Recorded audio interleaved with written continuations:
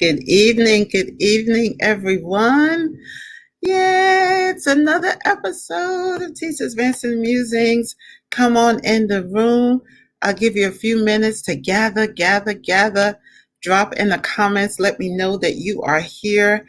I should be able to see all the comments tonight. So we definitely want to make sure that you guys' comments are seen and heard. So drop and let me know you're here. Let me test it out before we get into this conversation, this dialogue that I'm so excited about.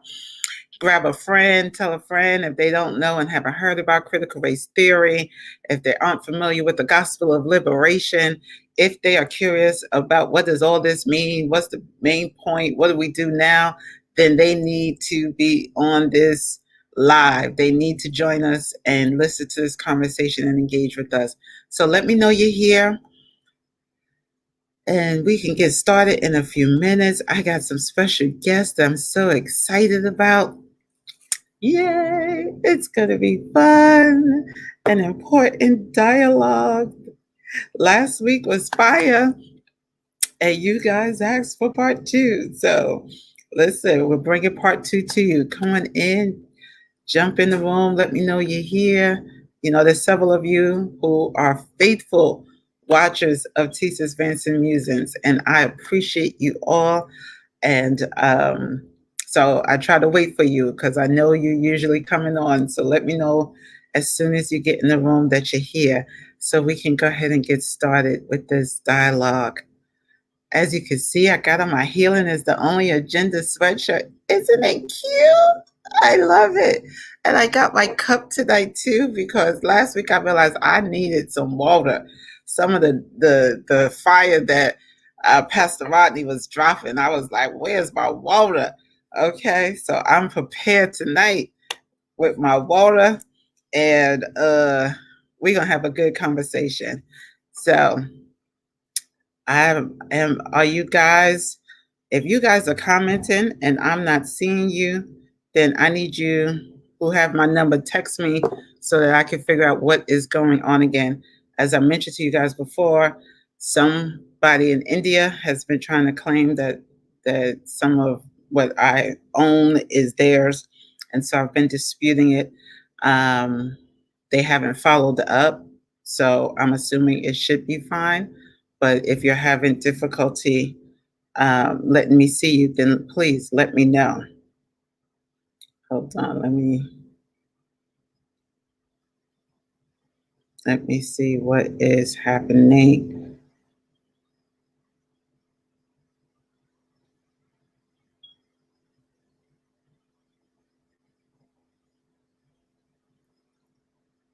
Let's see.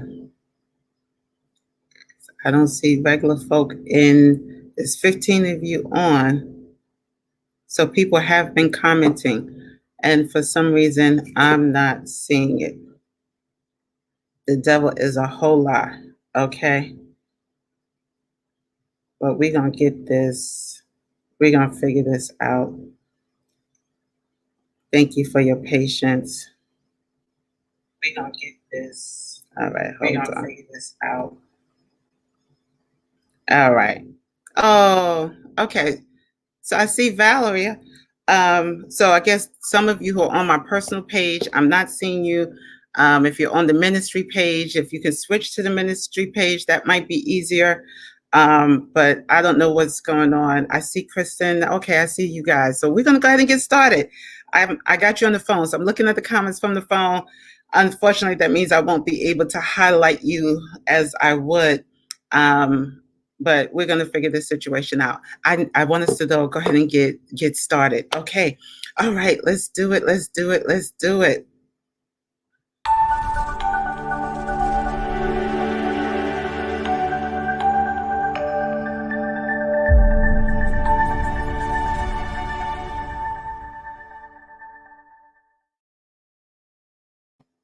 Welcome again to Teachers Vincent and Musings. I am so excited that you guys have decided to join us on tonight for part two of the Understanding Critical Race Theory. Last week, we talked about the gospel of liberation in the context of critical race theory.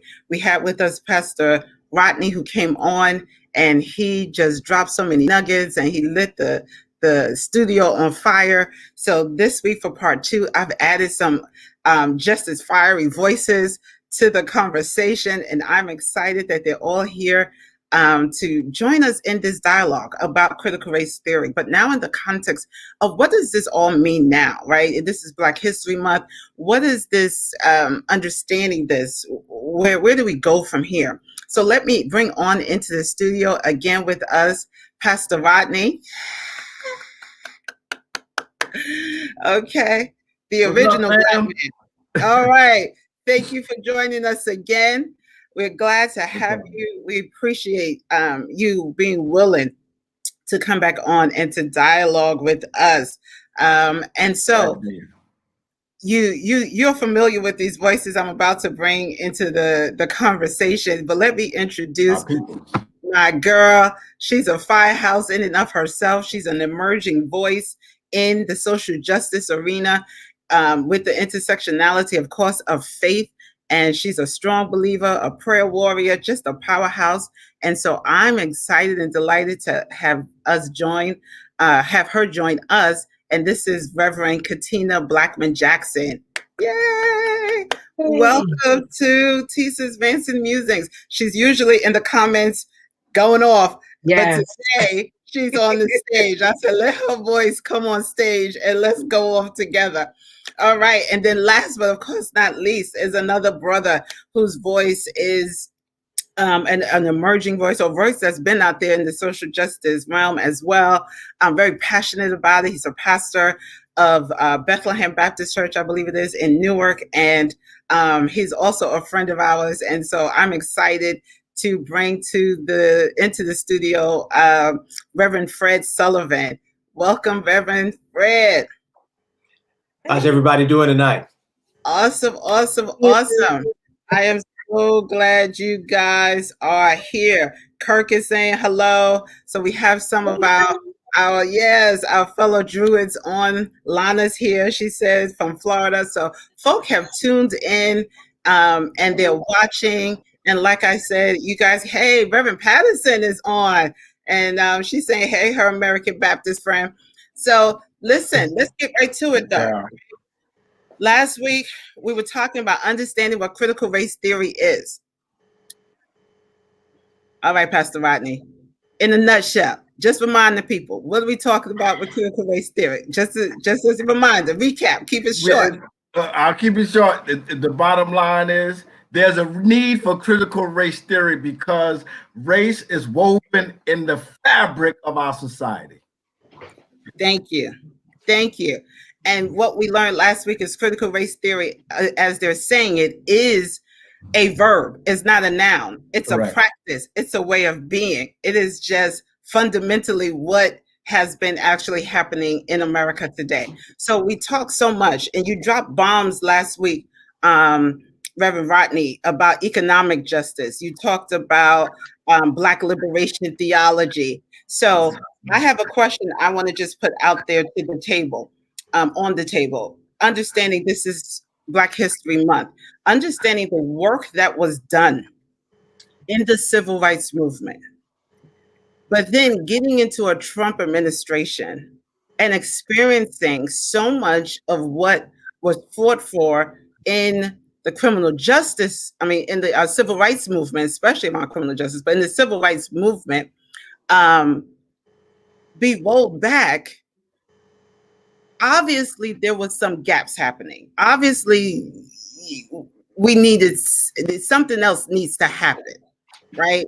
And I hope you're understanding what I'm saying. We did a lot of great work. A lot of things happened with the civil rights movement. But to get here in the year 2020 and still be fighting for some of those same things that was being fought for in 1960 is problematic. It means something fundamentally got missed. Help me understand. Anybody?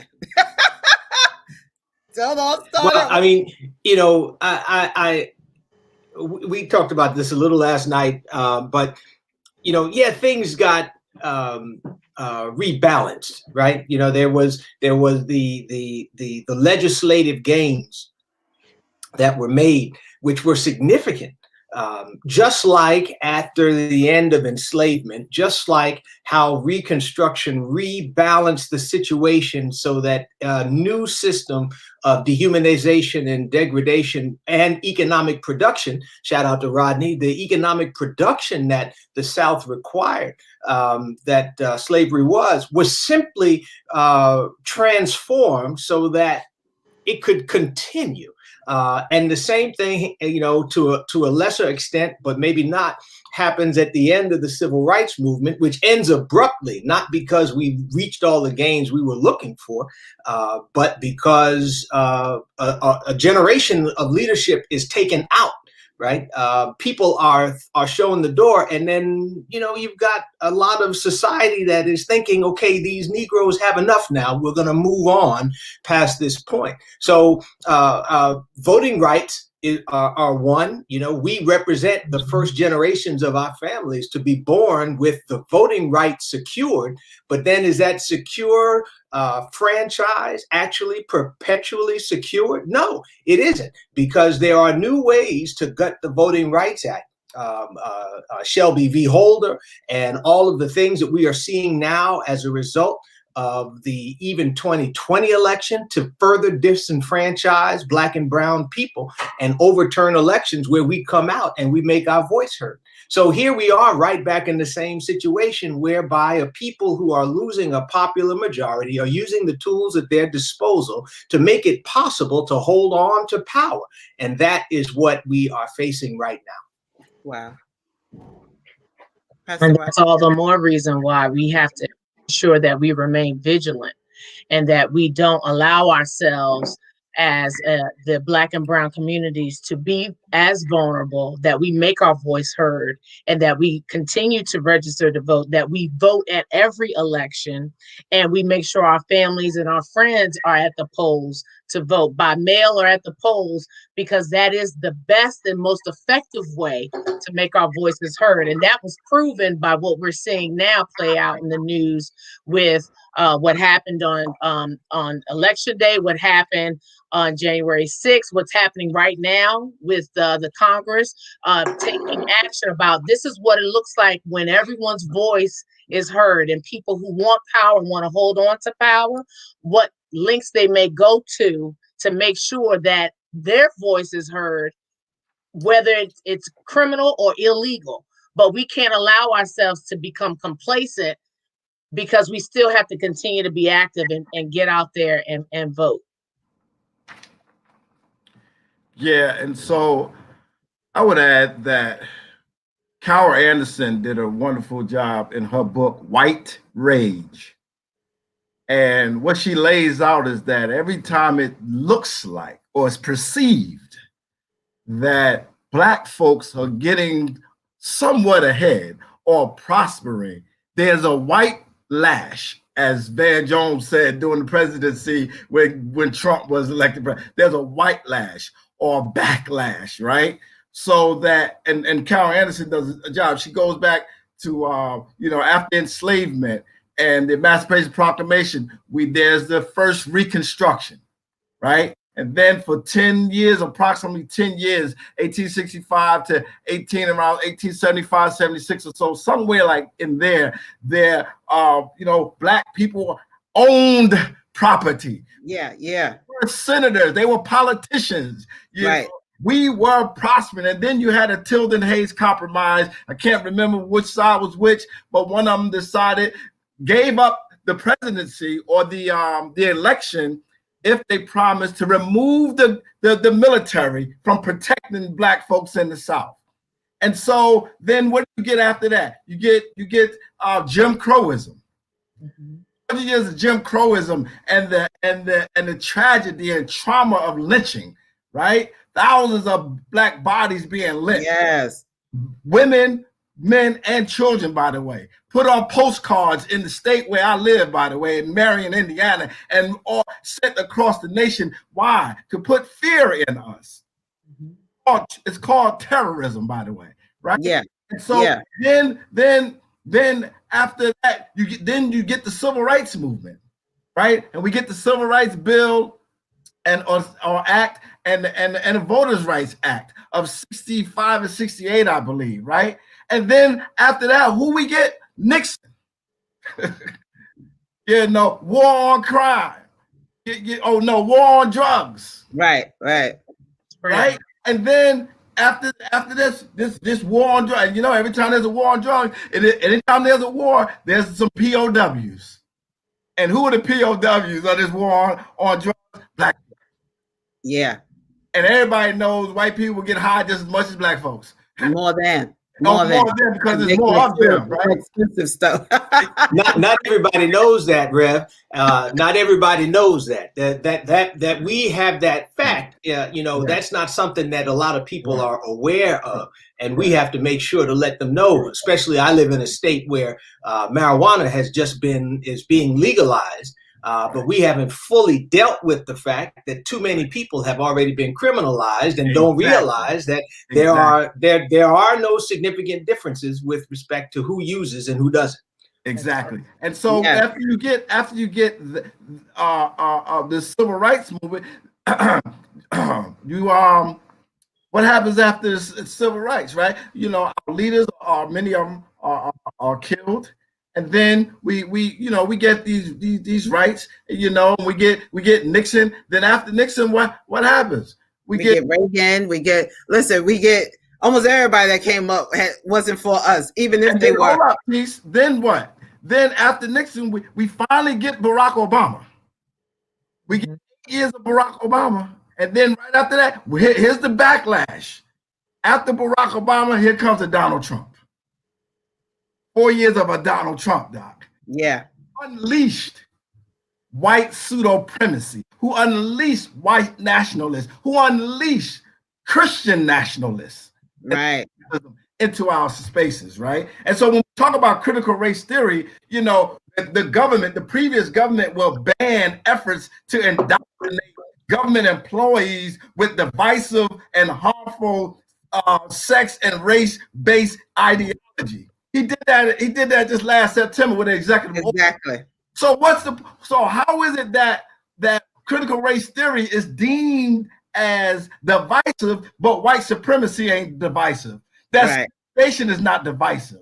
It only we push back and say no, we're gonna liberate, we're gonna push back against oppression, then we become divisive. That's why critical race theory is so important.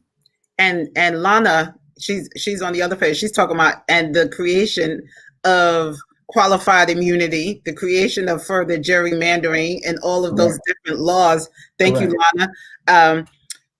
So then let me ask this. Because again, we're quick to talk about what we need to do, and it always feels like once again the oppressed are responsible for freeing themselves, right? The oppressed are responsible for surviving the oppression as well as the solution to what the rest of everyone needs.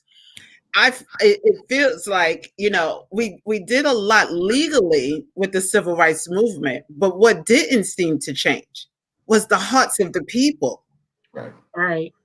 And so that is what I'm concerned about, because apparently 70 million folk voted for Donald Trump again.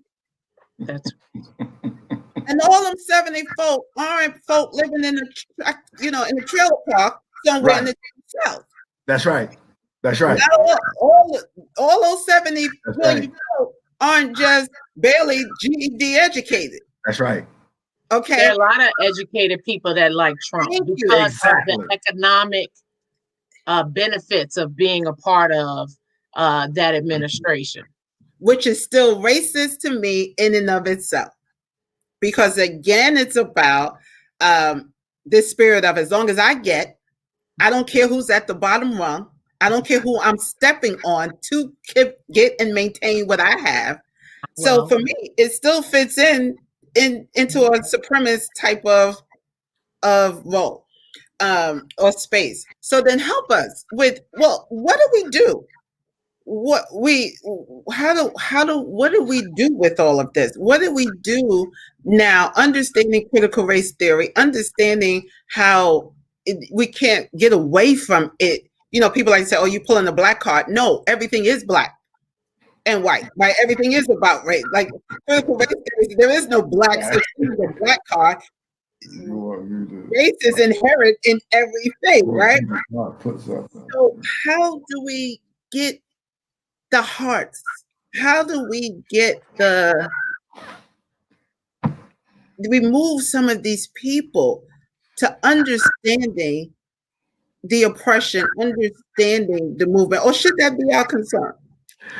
I think it ought to be our concern. Well, I say a couple things.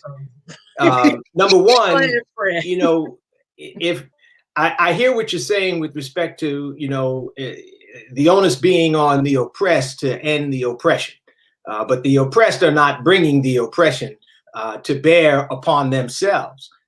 However, the oppressed are incentivized to work against the oppression.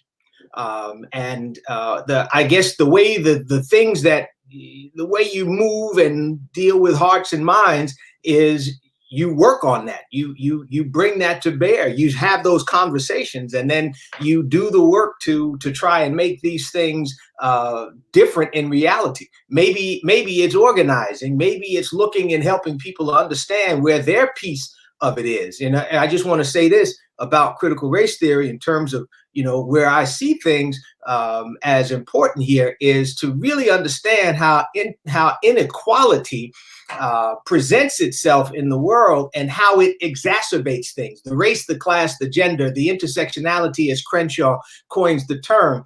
How is it possible for us to go through this and or to look back at the civil rights movement and not see that there are also gender implications with all of this? There are also implications for other people who are also oppressed. How do we then deal with the Latinx community? Take a look at this. You had to come to America at some point to become white, right? The Europeans that weren't white in Europe. The Europeans came to America, and somewhere along the way, they create this ridiculous system and become white. And then we see, as Khalil Muhammad talks about in his book, Condemnation of Blackness, and other scholars talk about, where the folk who come along at the turn of the century and into the progressive era of the 20th century don't come here. The Italians don't come here white. They come here Italian. Right. The Poles don't come here white. They come here right. Polish. And when they come here, and then at some point, you know, before the 20s and the 30s get in full swing, they become white too. So now how is it that we say, okay, now the Latinx community, as diverse as it is, as many different places and cultures and peoples we're talking about, how is it possible for us to say, you know what, at some point in time, if it works for the people who are in power, dominant caste. I was listening to Wilkerson earlier tonight in a webinar, and with people in the dominant caste find it to work for their advantage, how do they export their dominant caste system and bring somebody along? Do Latinx people become white in the next 10, 15, 20 years as white people lose the popular majority? Where does that leave us? How is it possible at 12, 13, 14% of the population on a good day that we continue to show that our liberation is in the best interest of everybody if we work together for our collective liberation across the genders, across the spectrums, across the different races? How do then we come together and do something, the things that got Fred Hampton killed?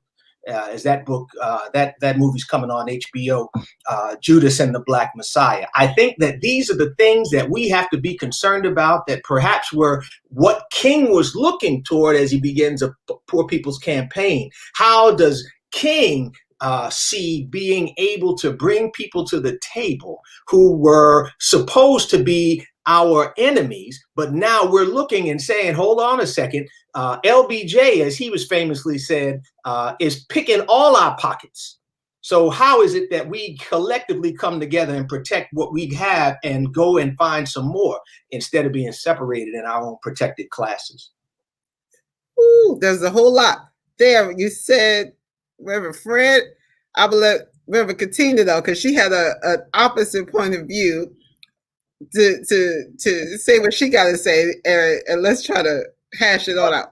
Well, I think that sometimes I think in our community we always feel the need to go back and let others know this is what you need to do to help us not feel like we're victims anymore. And I think that's out of order. I think that those who are in power need to sit down and do some self-evaluation, make some self-awareness, acknowledge their sin, and then figure out how to turn from their wicked ways and how to course correct and be mindful of everyone in the community, because it's not just about their community. It's not just about their fear, whatever their fears may be, economic, political, social, environmental, whatever their fears may be.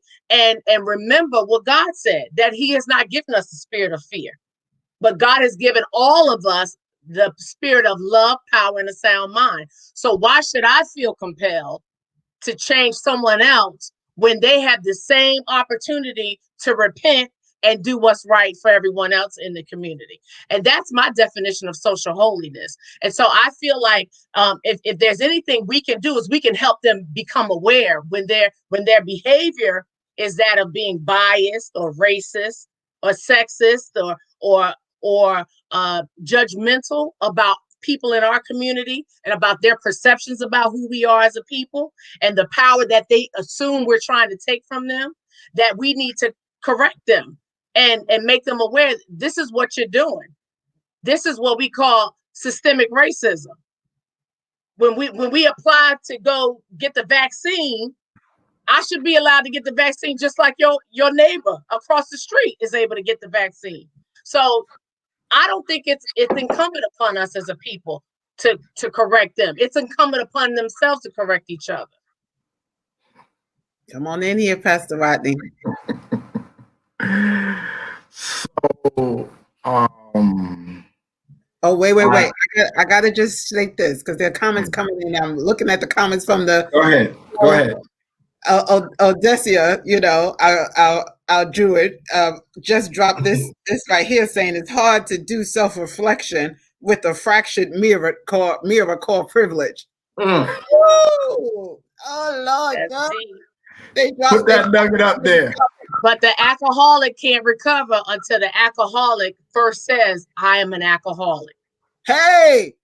Oh, okay. I love it. And while that's you true, can't correct anything until you acknowledge who you are. Ooh, I love it. But while that's true, some folk ain't gonna get to metanoia without the prophet telling them where they're wrong. And I think that sometimes we're going to have to, I mean, I'm not saying that we are looking to somebody to help us out of victimhood. I think that what I'm saying, I know what I'm saying is that how beautiful on the mountains are the feet of those who bring good news, who proclaim peace. Somebody's going to have to tell these folks, this is not right. Because your history books have led you wrong. You've been run amok and bamboozled all your life. And now it's time for us to speak a little truth. And that is the role that I think we have to come into as we are ministers who are looking toward liberative justice and ministering to people. I don't have to say we got to go and walk down the primrose path hand in hand and we can reconcile. We still have to do that hard work you talked about, Reverend Katina. But I definitely believe that somebody's going to have to tell some of these folks, because power concedes nothing without a demand. So says Douglas, and I don't think he was wrong. And so I agree with that. And so Fred, yes, we are called to preach the good news. For the Spirit of the Lord is upon. Right. He has anointed us to euangelizo, to preach the good news. But let me tell you something. The good news to some is bad for others. It sure is. And so if Jesus said he's come to set the captives free, and that's exactly what preaching does. If your preaching ain't setting captives free, then I don't know what it is, but it probably ain't preaching. All right. So, because preaching is designed to set captives free, to heal broken hearts, to let the oppressed go free, that we would see the year of Jubilee, that year of the Lord. But let me tell you something. When you are on top and you got all the power to set all the rules, when somebody come preaching liberation, they mad, Doc. Of course. Call themselves Christian too. This is true. And so here it is. It's time that what we have to do is reclaim what Howard Thurman would call the religion of Jesus. Right. And to preach the unadulterated, if you would, gospel of liberation. And the gospel that said, for listen. MLK said that we can't stop white people from hating us. But through policy, through laws, we can keep them from lynching us with impunity. So I'm not so sure if it's going to get at that. Only the word of the God can change the hearts, because I'm looking at it right now. For the word of God is living and powerful, and sharper than a two-edged sword, piercing even the division of soul and spirit, and of joints and marrow, and is a discerner of the thoughts and intents of the heart. Yeah. Right. You gotta keep preaching, but you gotta know that everybody ain't gonna come on board. And I'm not, we already know that's not gonna happen. Exactly. I'm not so sure it's our job to kind of get with to be the ones to get with, so quote unquote, our enemies to get what we need. I don't know. However, let me ask you. I'm also trying to figure out how do we leverage stakeholders to get what we need for the community. Let's go though. Let's go with what you're talking about, because we started last week with that scripture being kind of our base scripture about setting. Jesus came, Isaiah 61 and Luke, I think it was Luke 4, right? And talking that Jesus' ministry, he came saying that was his ministry, right? To set the captives free. Right. Let's look at us as a community. And when we talk about the gospel of liberation, we're talking about what next. I feel like we have done an enormously fabulous job of preaching to the captives. Mm-hmm. But if the captives don't have the power to set themselves free, and our mission is to set the captives free, perhaps our preaching needs a new audience. Absolutely. Perhaps we need to move from just preaching in the church, helping those who are being oppressed survive, to start preaching in spaces. And I'm talking about more than just, we had our MLK, we have our, but as a collective people, maybe we need to start rethinking how we are preaching to set the captives free. And we're talking about free in more than just the spiritual sense, right? We're talking about free from economic injustice, free from poverty, free from social injustice, right? So perhaps we have to rethink how we are using this gospel of liberation. Because all I know is after all these years of preaching, when COVID hit, we were still the last one on the bottom of the rung. When someone like Donald Trump got in office, we got impacted the most. Voter suppression was at an all-time high. So this is to the people we've been preaching to. So we've been preaching to each other, helping each other survive, helping each other figure out how to thrive in the midst of oppression. But perhaps what's next is turning our gaze off of those who are the oppressed, those who are bound, into those who are holding the keys to the jail cells. That's right. Well, I think we're still dealing in terms of our own populations in splintered ways. I don't think that we've gotten, as my mother would say, all the butter from the duck. Here, we're not even dealing with everybody in our own communities, because some people are not worthy to come in the pulpit. Some people are not worthy to come and sit on the pew. Some people are not worthy to come into our churches and open their mouths. Some people have to leave. Some people can't be dedicated because the husband or the mother and the child's father are not married, or the child is coming to be dedicated and they can't be done in certain ways. So I think that there are a lot of places and spaces, perhaps less so now than maybe in the last few years, where we don't even have 100% of our people. That's why some of our young people are running from the church. Everybody's looking for the millennials. What about the Gen Xers? Do you know how many Gen Xers that I know don't go to church, never went to church, ain't got nothing to do with church, ain't trying to have anything to do with church, and telling me how corrupt I am because I'm a preacher of the gospel of Jesus? And that is just ridiculous. I don't think we have even everybody that we can have within our own communities. And then aside from them is the organizing outside with the other folk. How do we come into a community with other churches, Black and brown and Asian people, and say, look, here we are. We all claim Jesus. White folk, we claim the same Jesus. How do we see that Jesus? What do we see that Jesus is saying? Because all we know is that at every level, as you look at our democracy, as you look at how to get people on the school board, as you look at how things happen in communities, it's people that come together and say, this is what we want.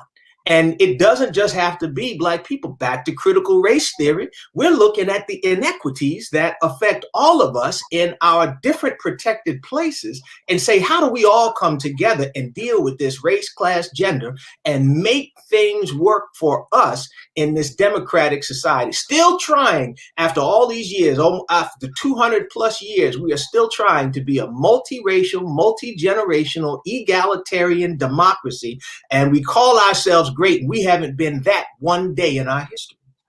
Well, Wow. but we're working towards a more perfect union. And I think it takes all of us, that we can't underestimate the power of our presence to make it work towards a more perfect union. And each day we all have the power to chip away at the evil constructs that are the foundation of this country. And I think that this next generation, the millennials, and then the alpha generation that's coming behind them, they have shown us that they're not taking this racism lying down.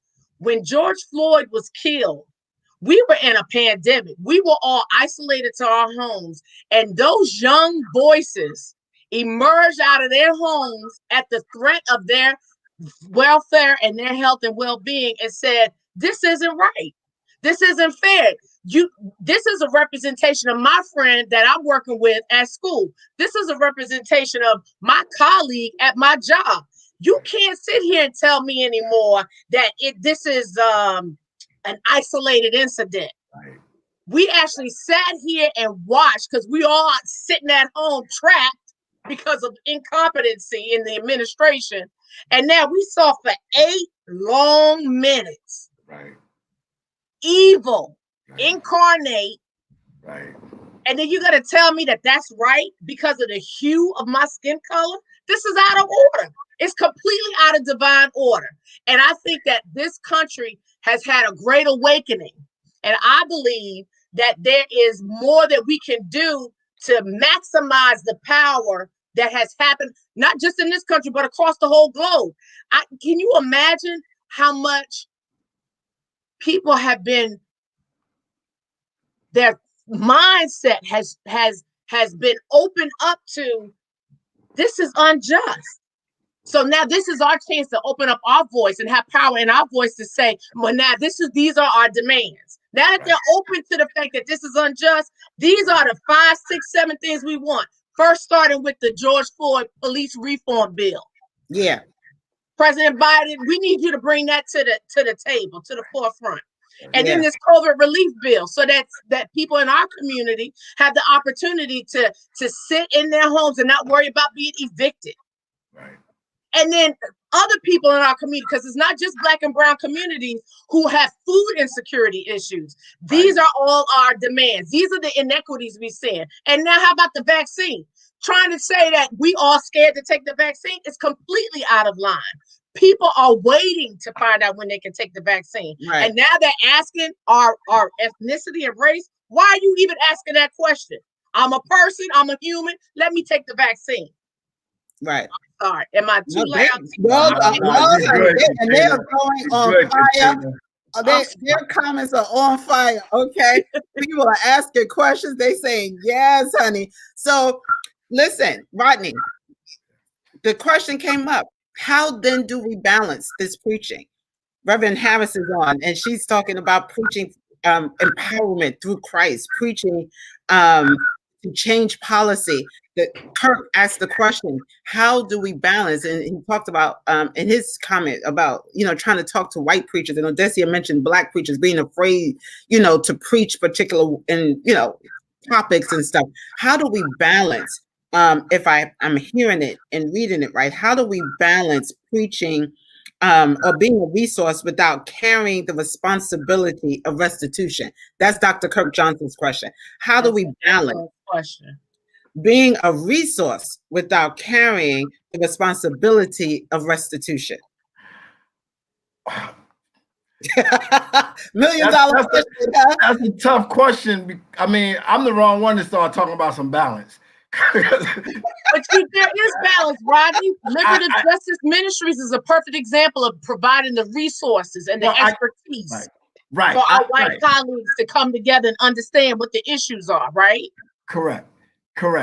But I also will say this, because Tisa said something that struck me a little while ago, that maybe we need a new audience, because we've been preaching to the captives and folks been staying captive sitting in the church and they still stuck. Right, folks are still continuing right in the church, and the Black church included, still accepting their own oppression, sexism, for instance, sitting there still accepting a sexism right amongst them. Right, so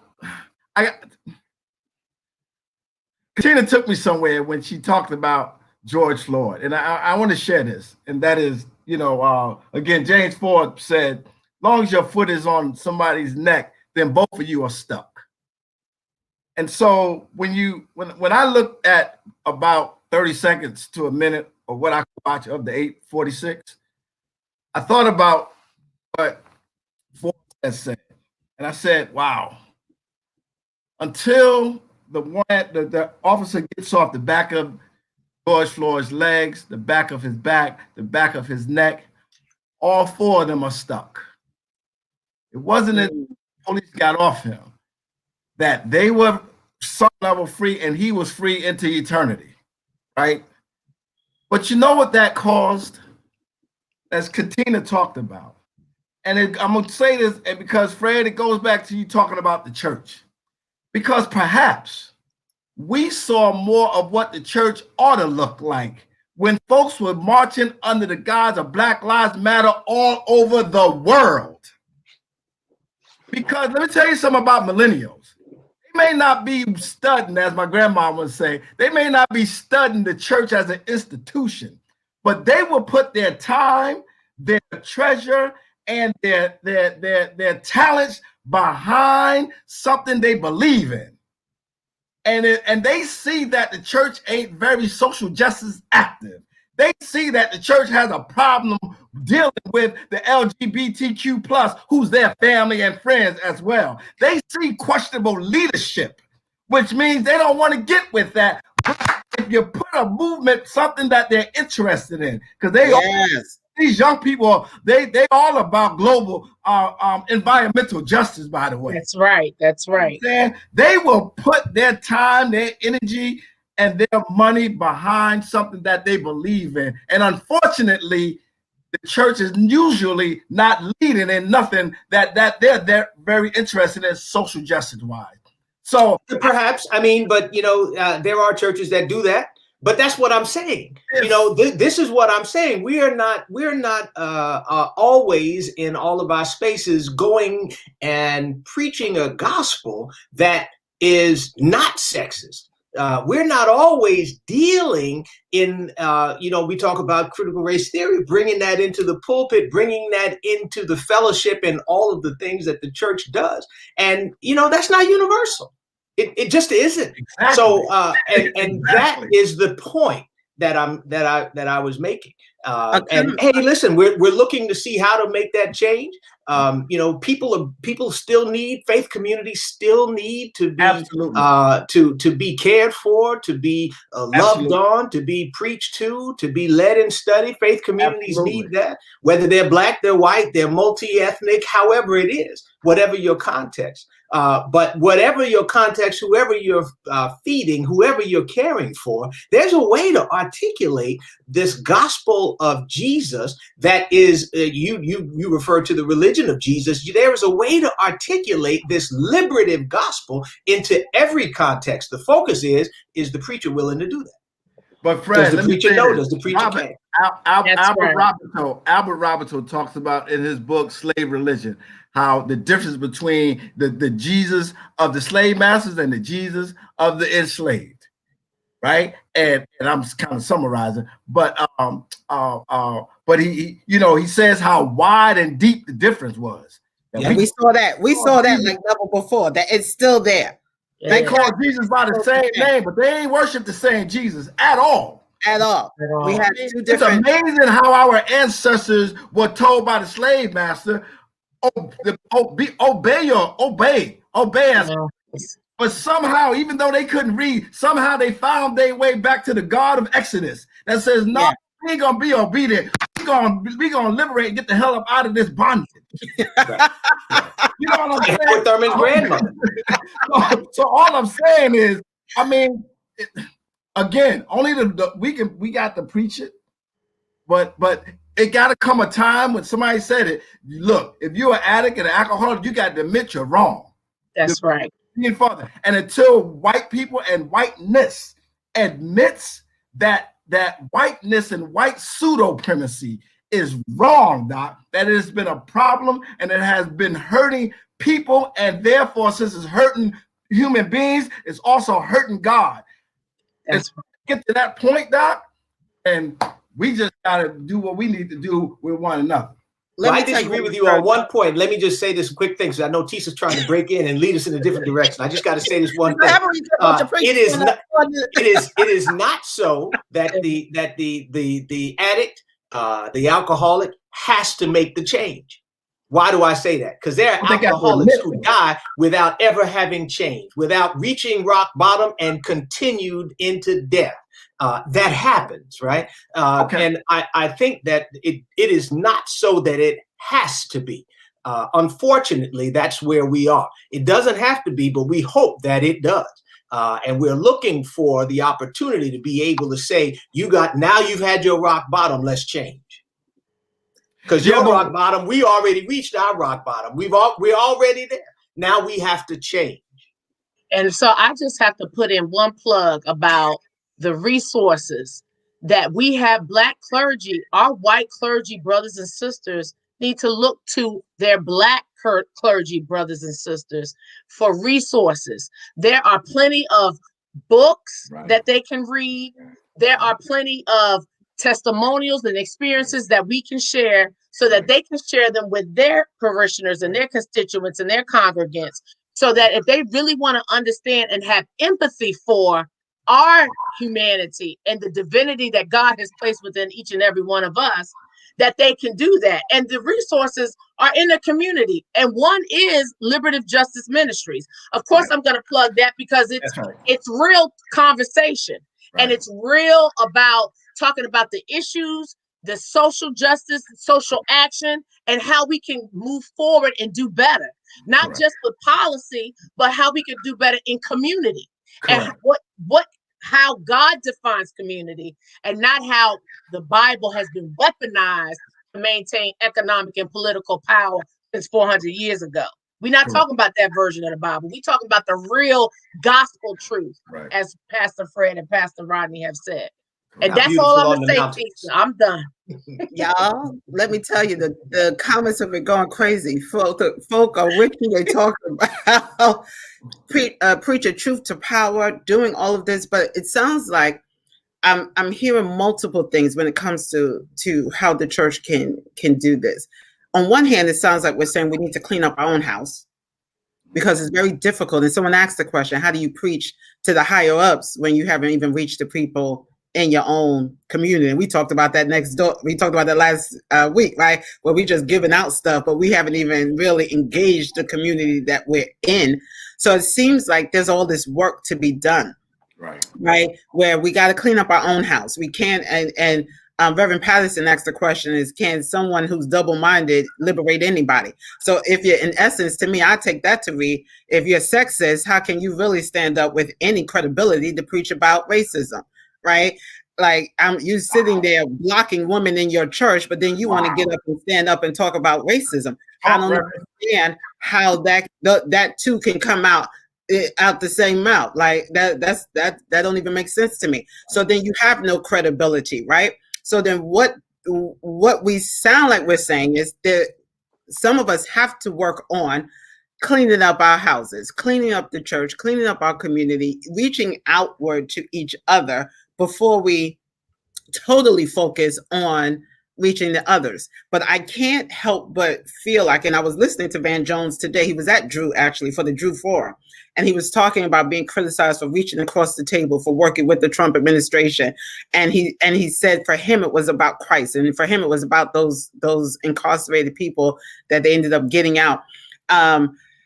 Again, you know, I get that they need to be educated. I get that they need to own. And Kristen Miller, our resident therapist, who is a white woman, says, you know, white people need to do their work. And I agree wholeheartedly. White people need to do their work, and we need more white people to hold white people accountable. We need them to get their brothers and sisters, right? Exactly. We need to go get your cousin, okay, and reel them in and line them up. But I think, and this is probably where we could talk even more about this, I think what we haven't done is been able to articulate well for the other, right? What is costing them to stay racist. They don't see the cost on themselves. They don't, and you know, and I hate to say it, but people have always said a lot of times people don't change unless their backs are either against the wall or they realize it's going to cost them something if they don't. They haven't found out yet what is going. The institutions that are doing some change is because they've been hit in the pocket, and they know if they don't, that they're going to lose something, right? NFL did a whole 380, right? 360. One of the a whole turnaround. Okay, a whole turnaround when they realized that black folk were serious about boycotting, and they started losing them dollars. Them players started using their voices, right? You start seeing now more people talking about giving money to HBC. You're seeing this, and we love it. We love it.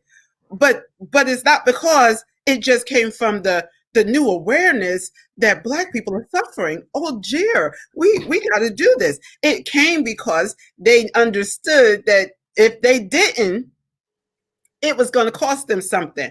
Bloomberg realized that black folks stopped his progression. We were like, you will not be president with your stop and frick self, right? We remember what you did. And then he was like, let me make some reparations. Let me do something. So my question on the table, and we only got a few seconds, is how do we start helping them? If it's not to help them understand why they should care about us, love us, how do we help them understand that there is impact even on them? I do this with DV work. I used to work with the abuser, because they don't realize how being an abuser is abusive to you. Right. How do we help white people? How do we help especially Latinx people understand that they are voting against their own interests? That you think you're voting on for a particular policy like anti-abortion and against gay marriage, but what you're really voting for is further economic devastation and you know, poor education. You get poor healthcare too. Like, how do we get folk to see what is costing them? Because to me, until we do that, people will not change. They're going to keep thinking that the voting towards race is going to be what is going to help secure their power. And unfortunately, that will not last, because they're getting, as we can see, their numbers down. Right. So what do we do? That's a good question. I wonder how you do it. I think a lot of it has to be contextual. I think a lot of it has to be what are we doing in the small areas?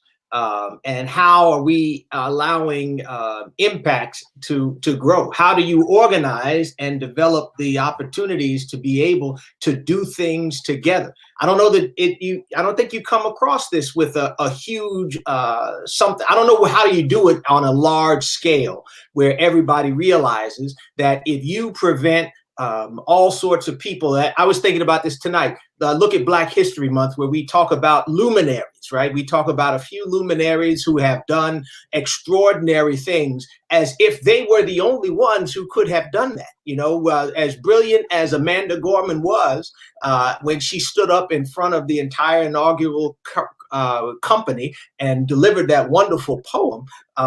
There are many who could do that, who have that talent, who may not have even elected or been offered the opportunity to elect to develop their potential. We could be so much farther along as a society if it takes a billionth of a volt that go across the synapses of your mind and create a thought. Think about the cities that we have lit with all of the time that we have spent, the words that have been written, the speeches that have been given about how it is that we ought to be just viewed as humans, because it works for some people to have this power and it doesn't work for some of us. So I think that the ways that we do that are on smaller scales. You know, the bus company had to be shown that if you don't make this change in treating people like humans, after 381 days, we will bring you to the brink of bankruptcy. But it was a small group that came together and did that. And let's not forget that bus company went out of business. It never changed. Okay, that's you're right. Doc. They never did change their rules. Oh, gee. Power, right? And so I would say this. In closing, I would say never. Don't underestimate the power of creating space for storytelling, because I think when we can sit together across gender lines, across racial lines, across cultures, across generations, and tell our stories in small settings, right? I think you begin to see the humanity in those across or those in that circle. So I don't underestimate creating space for those conversations to share your stories. And our dear white brothers and sisters need to believe our stories, because we've been telling them for centuries now. And it seems like George Floyd, now they believe it, but maybe not. So I would say that. And I also would say that we got to get to the point where we recognize that when we hurt another human being, we're hurting God. Yeah. And when we serve another human being, we're serving God. Matthew 5. Least of these. Did it to I me. will say this, and in our closing, thank you guys so much. This, of course, was not only a necessary conversation, but you guys bring passion and expertise. And give Katina her 30 seconds. Give who? Katina. Katina, her final thought. Katina, did you have something? Did I cut you off? Did you have something you wanted to say? No, you asked the question, what can we do? My advice, or my admonition to everyone is, don't underestimate the power of your presence, that your presence matters.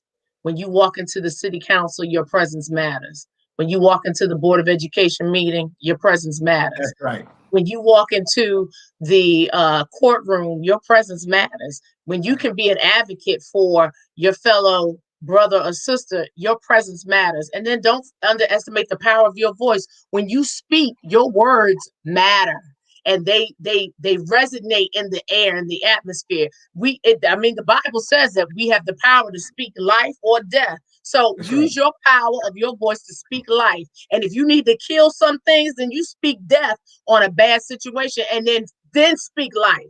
And then my final thought is, don't underestimate the power of your actions, because when you move, then the earth will shift and there will be changes in the earth. And we've seen that. We've seen the power of the protests. We've seen the power of the actions of those putting policies, laws, and legislation in place. And we've seen the power of our vote by putting the right people in place to represent our interests. And those are my final thoughts. Thank you, Rodney and Tisa and Fred. It was a pleasure working with you. And I advertise for Tisa. Her products are awesome. I have her mug, I have her shirt, and I have her leggings.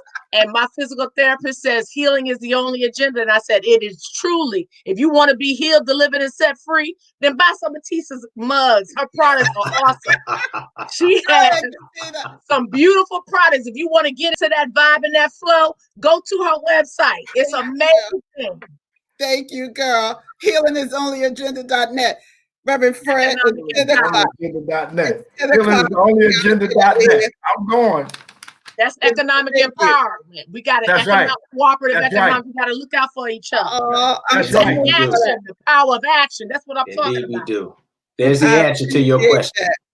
Reverend Fred, did you have any last words? I appreciate that. Katina. Yeah, Katina. I was struck by someone who made the comment about truth to power and speaking truth to power. And truly, I believe, as Rodney said, creating space for storytelling, and Katina talked about the power of presence. I believe in preaching power to the people. There's something to be said for telling the people that they don't have to just sit and take it. There's something for them to do. They don't have to sit up under me and just recognize that I'm the hierarchical, charismatic male leader of this body.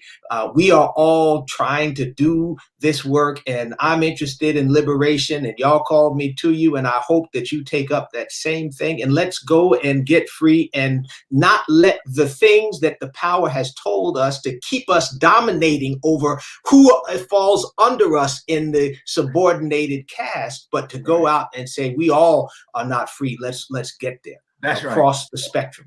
That's right. Thank you. Right. Thank you. I will just say we all are free. Thank you. Exactly. Thank you all. I will just leave that the word says the world will know us by love one for another. I think maybe we all need a heart transplant and start really coming back to really what love is all about and what Jesus is all about. Thank you, everyone.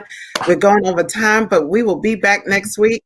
And thank you, Katina. You can always do some shopping at healingistheonlyagenda.net.